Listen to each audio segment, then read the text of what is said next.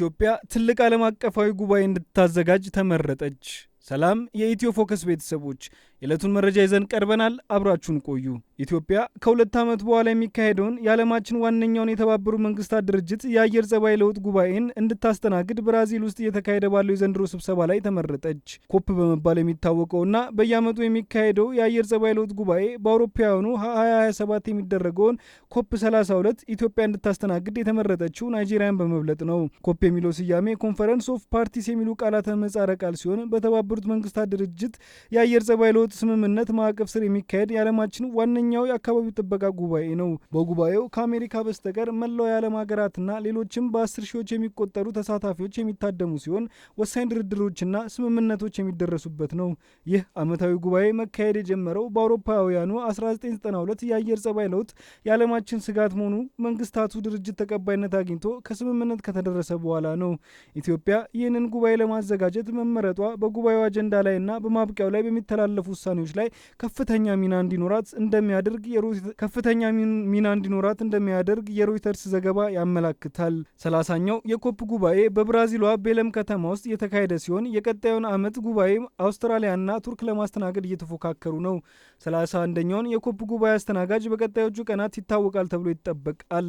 ባለፉት ዓመታት ከፍተኛ ቁጥር ያላቸው የዛፍ ችግኞችን እየተከለች የምትገኘውና ግዙፍ ታዳሽ ኤሌክትሪክ ኃይል ማመንጫዎችን እየገነባች ያለችው ኢትዮጵያ በአካባቢ ጥበቃ በኩል የምትጠቀስ ናት። የኮፕ ጉባኤ አስተናጋጅ ሀገራት በስብሰባው የፕሬዝዳንትነት ሚና ስለሚኖራቸው የጉባኤውን ግቦች ለመቅረጽ ከመቻላቸው በተጨማሪ የራሳቸውን የአየር ጸባይ ለውጥን የተመለከቱ ስራዎችን ለማስተዋወቅ ይችላሉ። በተጨማሪም በጉባኤው ላይ በሚደረጉ ድርድሮች ወቅት የሚከሰቱ አለመግባባቶችን ለመሸምገልና መፍትሄ ለማስቀመጥ ስልጣን ያገኛሉ። ኢትዮጵያ በአውሮፓውያኑ 2027 የሚካሄደውን ጉባኤ በአዲስ አበባ እንድታስተናግድ የአፍሪካ ሀገራት ድጋፍ አግኝታለች። በብራዚል የኢትዮጵያ አምባሳደር ሉልሰገድ ታደሰ በስብሰባው ላይ ባደረጉት ንግግር አገራቸው ጉባኤውን እንድታስተናግድ በመመረጧ በኢትዮጵያ ሕዝብና መንግስት ላይ እምነት ስለተጣለ ምስጋና አቅርበዋል። ይህ የአየር ጸባይ ለውጥ ጉባኤ ኮፕ በየዓመቱ በዙር በተለያዩ ሀገራት ውስጥ የሚካሄድ ሲሆን አስተናጋጁ ሀገር ሲመረጥም በአህጉሩ ያሉት ሀገራት ሙሉ ድጋፍ መገኘት አለበት። ኢትዮጵያ ከ2 ዓመት በኋላ እንድታካሄደው የተመረጠችበትን ጉባኤ ከዚህ ቀደም 4 የአፍሪካ ሀገራት አስተናግደውታል። እነሱም ኬንያ፣ ደቡብ አፍሪካ፣ ሞሮኮና ግብጽ ነበሩ። ኮፕ ጉባኤዎች ከዓለም ዙሪያ በ10 ሺዎች የሚቆጠሩ ከተለያዩ የሙያ ዘርፎች የተውጣጡ የአየር ጸባይ ለውጥ የሚመለከታቸው ተሳታፊዎች የሚታደሙበት ከዓለማችን ታላቅ ስብሰባዎች አንዱ ነው። አሁን ብራዚል ውስጥ እየተካሄደ በሚገኘው ኮፕ 30 ጉባኤ ላይ ለመሳተፍ ከዓለም ዙሪያ 50 ሺህ በላይ ሰዎች ለመሳተፍ ተመዝግበዋል። በጉባኤው ላይ ጋዜጠኞችን፣ የአየር ጸባይ ሳይንቲስቶች፣ የቀደምት ማህበረሰብ መሪዎችና የ195 ሀገራት ተወካዮችን ጨምሮ ሌሎች በአካባቢ ጥበቃ ላይ ተሳትፎ ያላቸውን አካላት ይገኛሉ። የዓለማችን ሀያል ሀገር አሜሪካ በዶናልድ ትራምፕ የስልጣን ዘመን ከጉባኤው አግልላለች። ባለፈው መስከረም በተካሄደው የተባበሩት መንግስታት ጠቅላላ ጉባኤ ላይም ፕሬዝዳንቱ የአየር ጸባይ ለውጥ የሚባለው ሐሰት መሆኑና አጭበርባሪዎች የፈጠሩት ሀሳብ ነው ሲሉ አጣጥለውታል። አሜሪካ ስለ አየር ንብረት ለውጥ ያላት አረዳድ ከሌላው ፍጹም የተለየ ነው። ከፍተኛ መጠን ያለው ካርበን ጋዝ ወደ ከባቢ አየር በመልቀቅ ለአየር ብክለት ከፍተኛ ድርሻ ያላት ሀገር አሜሪካ መሆኗ ይታወቃል። በአየር ብክለት በቀዳሚነት ተጎጂ እየሆኑ ያሉት ደግሞ የሶስተኛው ዓለም ሀገራት ናቸው።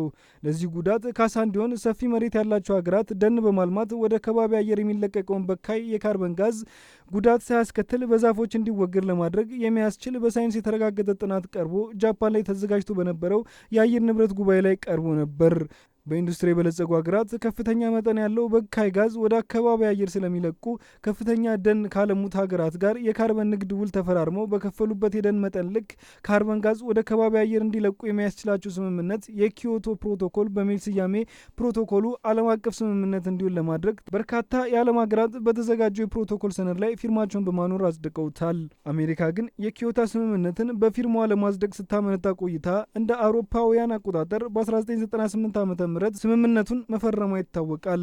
አሜሪካ ግን የኪዮቶ ስምምነትን በፊርማዋ ለማጽደቅ ስታመነታ ቆይታ እንደ አውሮፓውያን አቆጣጠር በ1998 ዓ.ም ስምምነቱን መፈረሟ ይታወቃል። ሆኖም ግን ሙሉ በሙሉ ተቀብላ አላጸደቀችውም ነበር። ይህም ማለት የኪዮቶ ፕሮቶኮል ለዩናይትድ ስቴትስ ሕጋዊ አስገዳጅ ስምምነት ሆኖ አያውቅም። ፕሮቶኮሉ የአሜሪካንን ኢኮኖሚ ይጎዳል በሚል ስጋት አሜሪካ ስምምነቱን በፈረመች በ3ኛው ዓመት በ2001 ዓ.ም ፊርማውን በይፋ አንስታለች። እንደ አውሮፓውያን አቆጣጠር በ2001 ዓ.ም የጆርጅ ቡሽ አስተዳደር አሜሪካ ፕሮቶኮሉን ተግባራዊ እንደማታደርግ አስታውቋል። ከዚያ በኋላ ፊርማቸውን አንስተዋል። አስተዳደሩ በምክንያትነት ያነሳው ስምምነቱ የአሜሪካን ኢኮኖሚ ይጎዳል ብሎ ማመኑንና እየጨመረ የሚሄደውን የበካይ ጋዝ ልቀትን በማደግ ላይ ያሉ ሀገራትን ያለ አግባብ እንዲሸከሙት አድርጓል። የዕለቱ መረጃ ይህን ይመስል ነበር። ላይክ፣ ሼር፣ ሰብስክራይብ በማድረግ ቤተሰብ ይሁኑ።